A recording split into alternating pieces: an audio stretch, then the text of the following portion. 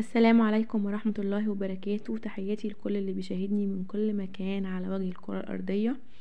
أوقات كتير بيكون عندنا مكونات بسيطة في البيت ومش عارفين ازاي نطلع منها حاجة تكون حلوة ولذيذة كده.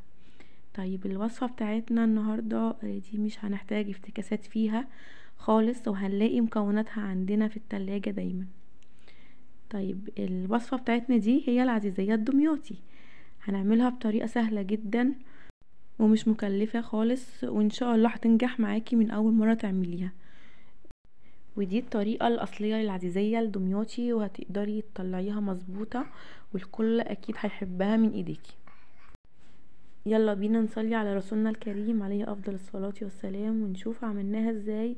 بس يا ريت تدعموني بلايك وشير وسبسكرايب لاول مرة يشوفني. انا اسمي اسماء، وهكون سعيدة جدا بدعمكم، وان شاء الله اعمل لكم كل جديد. يلا بينا نسمي في البداية. دي معانا دول المقادير اللي معانا دول حوالي كوباية مكرونة او باستا، اي نوع مكرونة في البيت عندنا. دول كانوا حوالي كوباية مكرونة كده، وحوالي كوبايتين لبن، ونص كوباية سكر. طبعا السكر بيبقى نسبي على حسب ما كل واحد ما بيحب. تمام.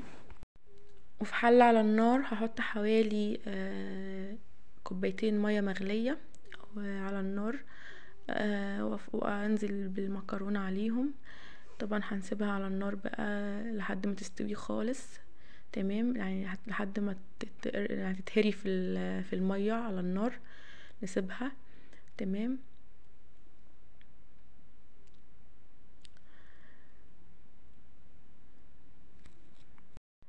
هنفضل نقلبها كده من وقت للتاني. تمام، لحد ما تستوي خالص. شايفين بقى المية بتاعت المكرونة ابيضت خالص كده من النشا بتاع المكرونة. تمام. هحط بقى بعد كده عليها السكر بتاعنا. طبعا اتفقنا ان السكر نسبي، ان كل واحد زي ما بيحب بيحط السكر. نزلت كده عليها بالسكر، وقلبتها برضو تقليبه مع السكر كده علشان يسيح قبل ما احطها في الخلاط. تمام، شايفين حتى السائل اللي هو المية بتاعتها بقى تخين كده من النشا بتاع المكرونة. تمام، نسيبها يعني المهم انها تتهري في المية على النار كده.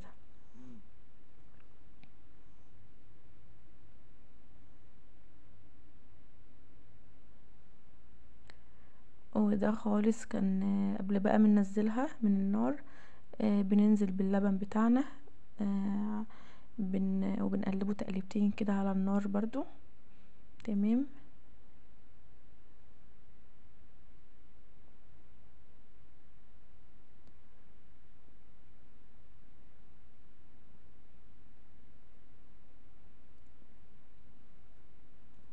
هي المكونات سهلة جدا وبسيطة، ما فيهاش اي حاجة يعني. هو طالما عندنا شوية لبن وشوية مكرونة في البيت الموضوع انتهى خلاص. وهنعمل وصفة سهلة وجميلة والكل هيحبها طبعا، بالذات في فصل الشتاء كده زي ما احنا عارفين بيحب اي حاجة كده تتعمل سريعة بالليل كده. طبعا انا كده شلت الحلة من على النار وسبتها تبرد قبل ما احطها في الخلاط حوالي 10 دقايق كده. وفي الاثناء دي طبعا جبت حوالي يعني نص كوباية لبن كده، وهحط عليهم معلقتين نشا واقلبهم كويس. تمام.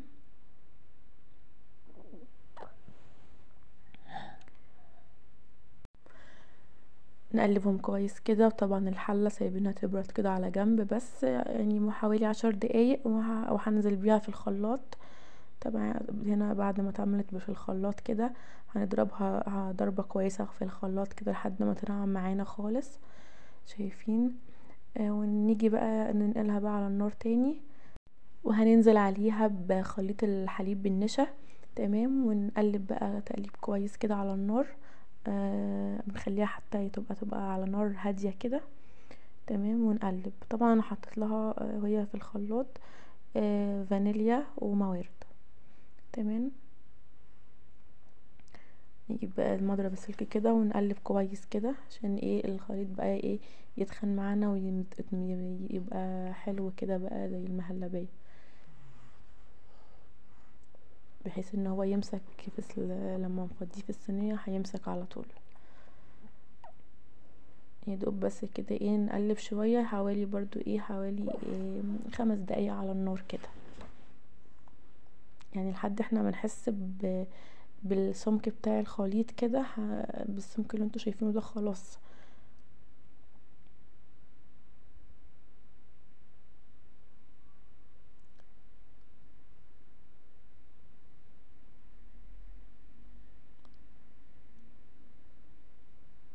اهم حاجه التقليب المستمر عشان مفيش حاجه تكتل معانا ويطلع ناعم.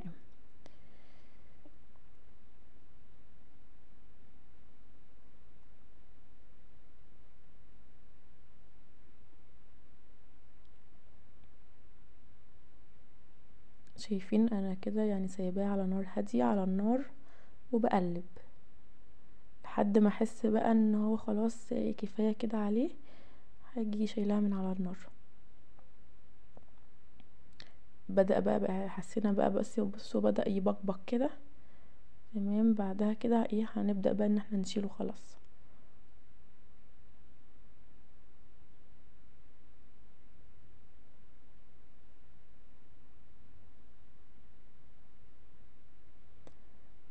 وقبل ما نشيله من على النار طبعا نزلت بمعلقه سمن بلدي، تمام، هتفرق في الطعم وفي كل حاجه يعني.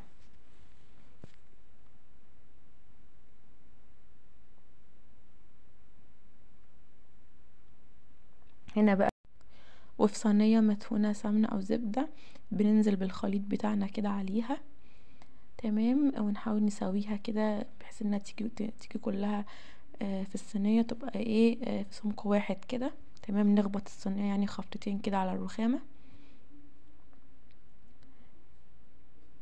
كده اهو بالطريقه دي، ونسيبها بقى حوالي نص ساعه كده لما تبرد خالص.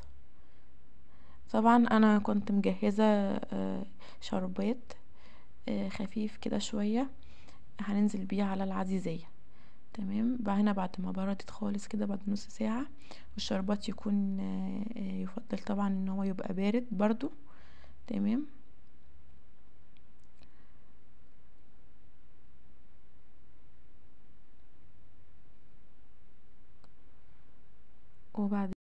وحطيت على وشها قطع سمنه، تمام. فرقتها عليهم يعني كده، وكده دخلناها الفرن. المهم تاخد وش من فوق كده، تقعد 10 دقايق، تمام. تاخد الوش ده وتيجي ونطلعها على طول. طبعا بعد ما طلعت من الفرن سبتها تبرد خالص، دخلتها التلاجة يعني يدوب بس بردت خالص عشان ما تغيبش. وبعد كده طلعتها وقطعتها، تمام. يعني ان انا ما سيبهاش تسقع خالص لان الجو اوريدي ساقع. جمدت قوي كده وبقت شايفينها بالمنظر ده. قطعتها طبعا كانت شكلها رهيب وطعمها كان تحفة. شايفينها، يا رب تكون عجبتكم. جربوها، هي تستاهل. وحلاوتها انها حاجاتها كلها موجودة في البيت وسهلة. هنعمل حاجة حلوة من حاجات بسيطة. يا رب الفيديو يكون عجبكم. ويا ريت تعملوا لي، هكون سعيدة جدا جدا يعني لو عملتوا لي لايك. وقولوا لي في كومنت كده كل واحد يعني في دولته بيسميها ايه. اكيد بتبقى ليها مسميات مختلفة. احنا عندنا هنا في مصر اسمها العزيزية الدمياطي، وخاصة يعني محافظة دمياط مشهورة بيها. طبعا دمياطها اجدع ناس طبعا.